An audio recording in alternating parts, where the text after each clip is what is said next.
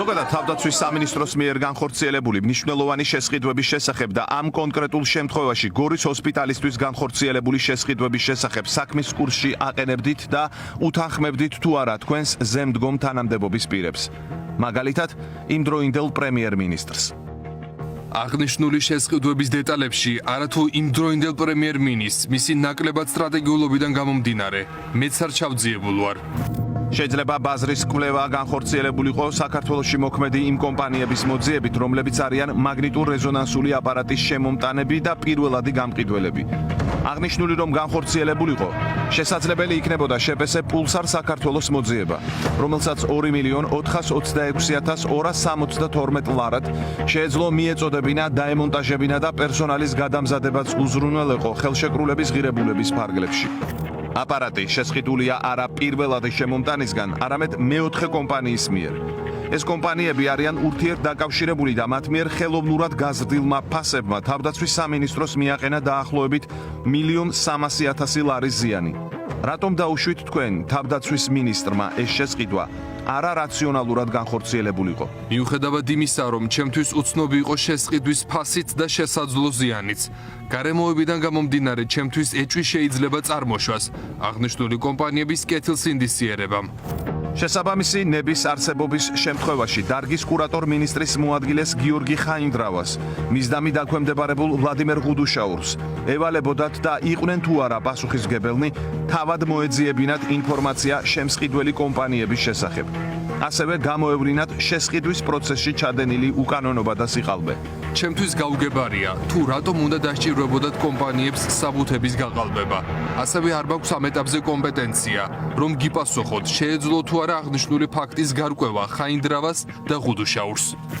იცით თუ არა თქვენი ცოლისძმის, ვასილ მხეიძისა და ზურაბ ტუკვაძის მეგობრობის შესახებ? ზურაბ ტუკვაძის სახელი და გვარი ახლა გახდა ჩემთვის ცნობილი და უცნობია რა ურთიერთობა აქვთ მათ ერთმანეთთან. როგორ ახსნით იმ ფაქტს, რომ ტუკვაძესა და მის საწარმოს, რომელსაც თქვენი განმარტებით არ იცნობთ, კიდევ აქვს სხვა ორი ხელშეკრულება დადებული, ჯამში 15 მილიონ ლარამდე და მაინც არ იცნობთ? რა სახის მონაწილეობა გაქვთ მიღებული ხსენებული ხელშეკრულებების გაფორმებასთან დაკავშირებით და შეხვედით თუ არა ზურაბ ტუკვაძესთან რაიმე უკანონო გარიგებაში? როგორც ზემოთ მოგახსენეთ, არნაირი პირადი შემხებლობა არ გამაჩნია ზურაბ ტუკვაძესთან და არც რომელიმე ზემოთ ხსენებულ კომპანიასთან. შესაბამისად, ვერ შევიდოდი მასთან რაიმე სახის გარიგებაში. ჯამური ღირებულება ხელშეკრულებების შეადგენს 19.295.609 ლარს. საერთო თანხის 10%, ანუ 1.929.560 ლარი ასევე ვასილ მხეიძის მეშვეობით უკან დაგიბრუნდათ თქვენ? რაც შეეხება ვასილ მხეიძეს, ჩემთვის უცნობია მის მიერ რა პირობა იქნება გაცემული თქვენ მიერ დასახელებული კომპანიის მიმართ. თუ საერთოდ ადგილი ქონდა ასეთ ფაქტს და კატეგორიულად გამოვრიცხავ, რომ მას რაიმე პირობა ან გარანტია მიეღო ჩემგან. არსებული ინფორმაციით, ხელოვნურად არის გაზრდილი ვიდეო სამეთვალყურეო სისტემების მოწყობის საბაზრო ღირებულება, რითაც საქართველოს თავდაცვის სამინისტროს სავარაუდოდ მიადგა მნიშვნელოვანი ზიანი. რა შეგიძლიათ თქვენ აღნიშნულთან დაკავშირებით თქვათ და იყავით თუ არა ხსენებულის საქმის კურსში? აღნიშნულ ხელშეკრულებასთან დაკავშირებით ჩემთვის დეტალები არ არის ცნობილი. ირაკლი ღარიბაშვილთან გაქვთ კომუნიკაცია? ჩვენ მქონდა ამ საკითხთან დაკავშირებით საუბარი და უბრალოდ ბუნებრივია ახლა რომ აინტერესებს რა თქმა უნდა ყველას ეს საკითხი და თუ რაიმე დამატებით ინფორმაცია შეიძლება ვიცოდეთ სრულ ერთმანეთს. უთხარით რომ ისიც ახსენეს გამომძიებლებმა? არ ვიცი მაგ თემაზე არ ვისაუბრე. ირაკლი ღარიბაშვილი ხომ არ დაუბარებიათ გამოკითხვაზე? მე როდესაც ვნახე არ ვისაუბრე. ქონდა მას მოლოდინი რომ მასაც დაიბარებდნენ? არ მგონია. რატო გამორიცხავთ? არა, გამორიცხო როგორ შეიძლება? ალბათ შედიოდა მხოლოდ კერძო კომპანიის ინტერესში. რომელ კომპანიაზე ამბობთ? შპს სოლმარტზე, რომელსაც ზურაბ ტუკვაძე ფლობს? გადმოყიდა, იყიდა. რა თქმა უნდა, საერთოდ შეიძლება არ უკავშირდებოდეს თავდაცვას. თქვათ შეიძლება კონდეს ადგილი გადასახადების დამალვას. მათ შორის შეიძლება სხვა ინტერესი ქონდეს. მას ძალიან ბევრ ტენდერში აქვს მიღებული მონაწილეობა.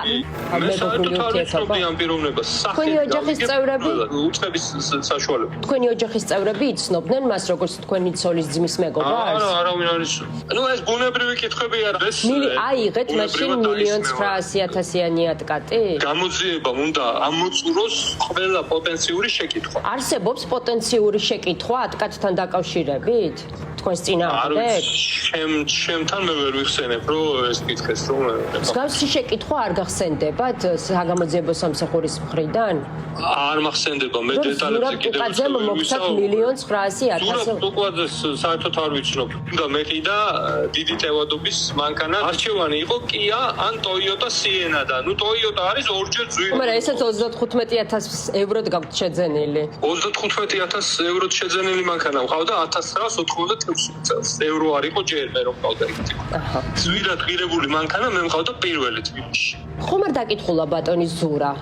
არა მგონი. არა, გაქვთ მასთან კომუნიკაცია? ზურა ჩემი მეგობარია, თუმცა ამ დროს არ მგონია რომ ზურა იყო. და თვითონ ბატონ ზურასთან დაკავშირებით ხომ არ ყოფილა გამოძიების ფარგლებში